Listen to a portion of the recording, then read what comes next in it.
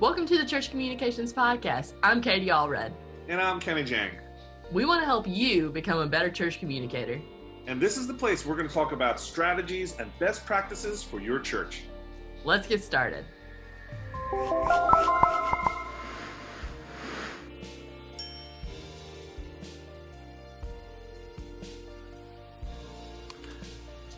Howdy, folks.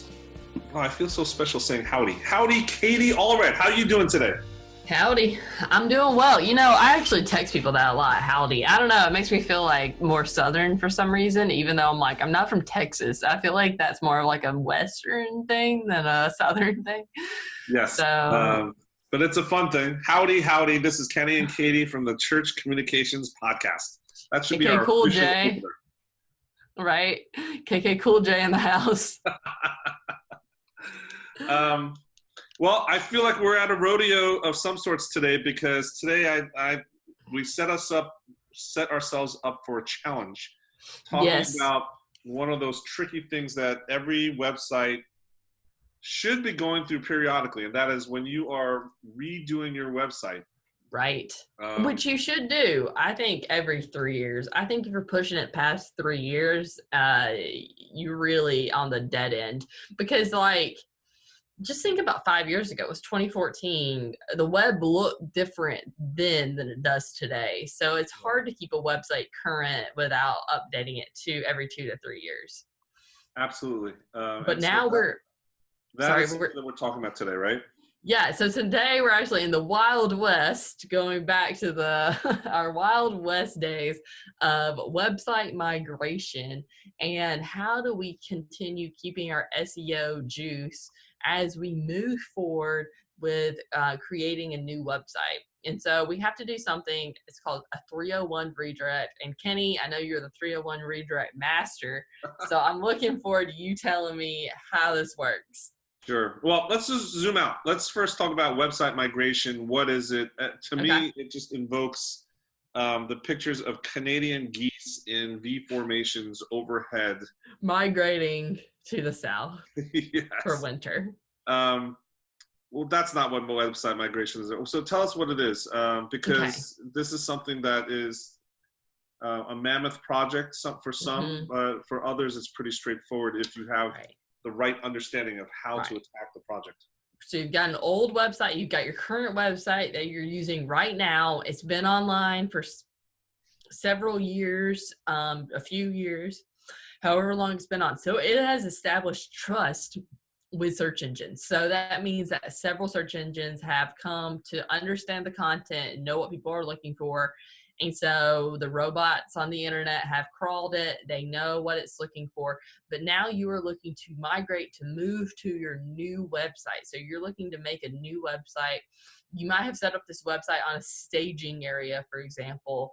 And so you've got the staging website. So what you're trying to do essentially when you're migrating your website and you don't want to lose your SEO, you're really what you're trying to do is you're trying to make sure that your links stay the same. Your permalinks, whatever they are, if it's /about, it's still /about instead of about-us, for example. So you really want to stay very consistent with what your website previously was. So if it was /contact-us, you want to stay contact-us and not just /contact, because first off, those pages might be linked to backlinked to other websites, right? Like more authoritative websites. So if you had /children, you shouldn't change it to /children-ministry, because there are probably other websites with more authority that are linking back to your church website, and you don't want to lose that traffic, okay? And the SEO will appreciate that you have kept these links similar in structure. So if you had /ministry /children, you just got to make sure that you continue linking those directories correctly. Yeah, that's the ideal world, right? That's a very less common scenario in which your church is intending to move to pretty much an exact replica of your existing site, a new host, a new domain, or a CMS. And I mean, even there, there's still some SEO implications, but, and again, every website migration is unique, of course, right? But I think that in most website migrations, you're talking about a bunch of variables. Usually the question is is there transition in the domain name or not? So like right now, I'm transitioning my church butler service from www.butler.church and I actually got the churchbutler.com URL. So we're transitioning from butler.church to church butler. So that's a change in domain. A change in hosting. We're moving from DreamHost to SiteGround for another site that we're transitioning right now for a nonprofit. The design usually is the big thing, right, of why you're changing your website. Content usually changes. So sometimes like we'll get, right, we're going through Project Katie right now, right, where we're upgrading sites with StoryBrand, right? They had just regular copy before. They understand the effectiveness of StoryBrand. They look for certified StoryBrand copywriters like you and myself. Come to us and say, help us with our new messaging so we can get at the felt needs, the real hook for people to get engaged. So the content changes. CMS changes. You know, for me, I know you are a Divi fan. I've been checking out Elementor. Yeah, me too.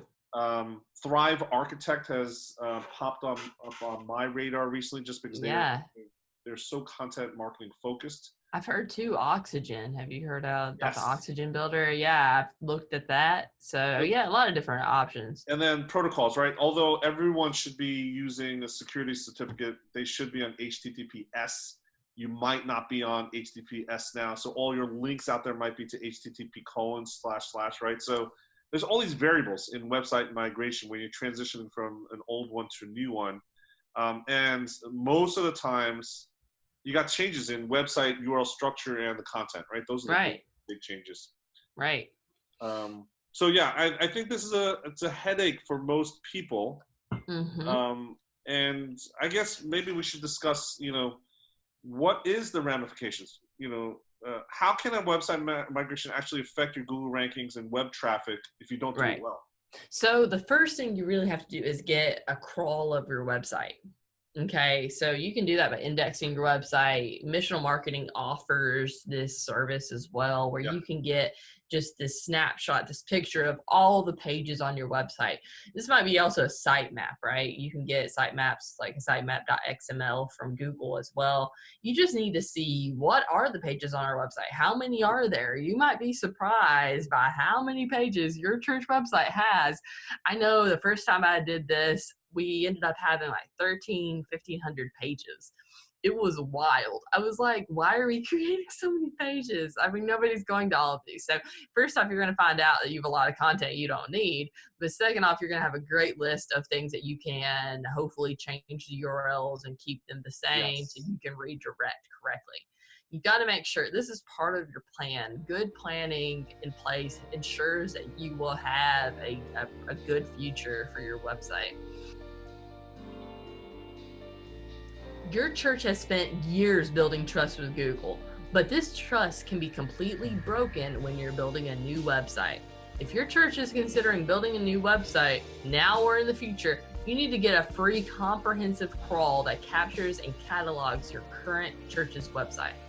Data from the crawl, right, can be used now or in the future to direct pages from your old website to your new one, right? The process is very important when you're creating a new church website. So you don't want to lose the SEO juice or trust, as we call it.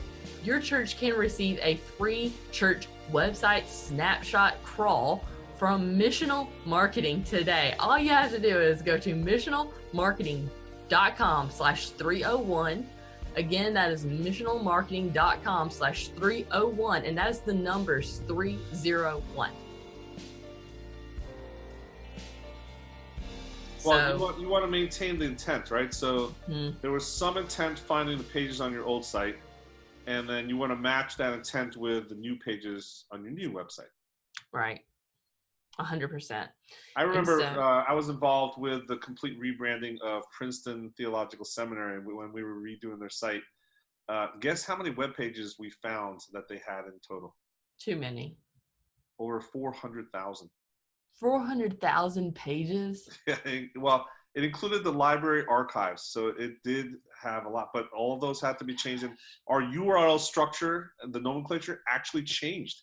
And so this is a great example where you can still do it. it's an institution. They've got tons of inbound links for SEO. What do you do in that type of scenario? But whether it's 400,000 pages or 1,500 pages like you talked about, or even 20 pages, it's really important, right? The penalties that you can accrue basically by not doing this right is that you basically get kicked off the map, right? And Google is the map of today. Yeah. And so there's ways you can do this. There's some more technical things like creating like an htaccess file and pointing those old pages to the new ones. What else can we do to do that? Well, so let's talk about literally what happens as search engines like Google. You know, they used to, with your old site, they crawl the index. They send these bots to your old church website. They send their visitors, you know, Google search users to your website. That's how pages on the site gains credibility and authority, right? The search engine then increases the authority, presents it to more people that are relevant for search engines, for search queries. That allows them to be seen in the search engine more often. We refer to that thing as a ranking value, right? A page rank. Following a migration, the problem is that that page rank, many of the pages probably now exist in new places, or the content itself has shifted a little bit.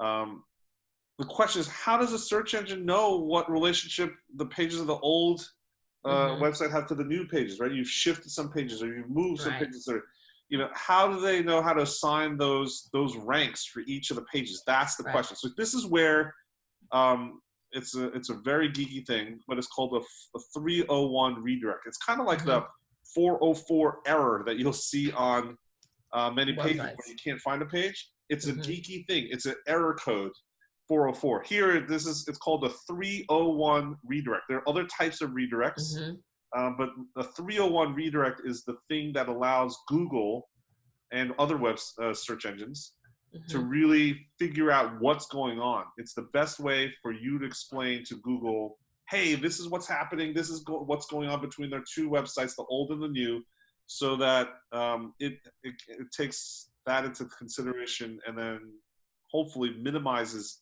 any disruption in terms of what Google does in recommending your church URL to visitors. Yeah. And so in order to write these 301 redirects, you have to actually create an htaccess file. What? You can, I know, yeah. And so an htaccess file is even geekier. You probably already have one on your website. You can pull that down and just see what's in it. Because more likely if you have WordPress and stuff, there are already some htaccess things you need to leave in there. So your website continues working. But there are some easier ways to do this. You can use htaccess redirect.net. It's just like a generator for htaccess files, where it's pretty easy. You can just literally write in your domain name, an old file path, a new file path, the old directory, the new directory, and all that kind of information, and just kind of make these htaccess files so that you can redirect these old pages. If you cannot keep the same permalink structure that you had before, remember permalink structures like these directories / the page. If you can't do that, then you've got to figure out another way to do it. Yeah, absolutely. And I would say, again, this kind of gets complicated and people get weirded out, but it's basically 3 major steps, umbrella steps, if you want to talk about it conceptually, right? So first is, like you said, you got to crawl the old site, right? You got to understand where each page is, what it's linked to, et cetera, that sitemap thing.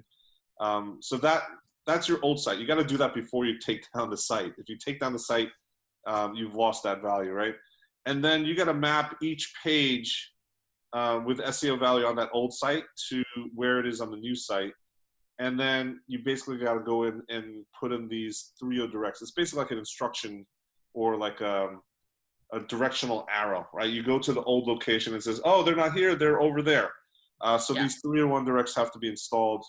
And then you basically just have to verify that they're functional once the new church website is gone live. So that, I think that's personally, it's a tedious process. I personally like to outsource that. You can do it yourself, like you said, with tools. But this is something that, again, Yeah, it takes a lot of time. I know many churches and many projects, they've foregone, is that the word? They've eliminated, or they've ignored, they've put their head in the sand on the step just because it feels complicated. Right. And I guess from a, I don't know, scale of 1 to 10, Katie, what do you think, how important is it for people to take care of this? Oh, it's definitely like a 9 out of 10 for most websites, honestly, unless you have just not had a website around for very long, honestly. And I think too, we forget how important it is. We just say, whatever, we're getting a new website, it'll figure itself out, which is fine. But if you're, I mean, it's fine for some church websites. Like if you're not a super large church, you haven't had a website for a long time, I think that's okay. But honestly, like if you're a mega church and or a largest church at all, I think this is going to be really important for you, or you're going to lose some traction for sure. Yeah, absolutely. So anyway, I think hopefully we've shed some of the details on the process and kind of made it easier to swallow, basically, right? It's kind of like, you take the mythology out of it, and then it just becomes a little bit easier to understand and try to navigate. If you are going through a rebrand, this is definitely something that you should be thinking about. There is some resources that our friends at Missional Marketing have put together. I think it's something that everyone here should really think about and look at. If you're in the next year, 2 years of thinking of going through a revamp of your church's website, you should be looking at the resources here. Katie, there's a URL that we have set up there, right? Yeah, so it is missionalmarketing.com/301. Again, that is missionalmarketing.com/301. Perfect. With that, we are going to cap off this episode.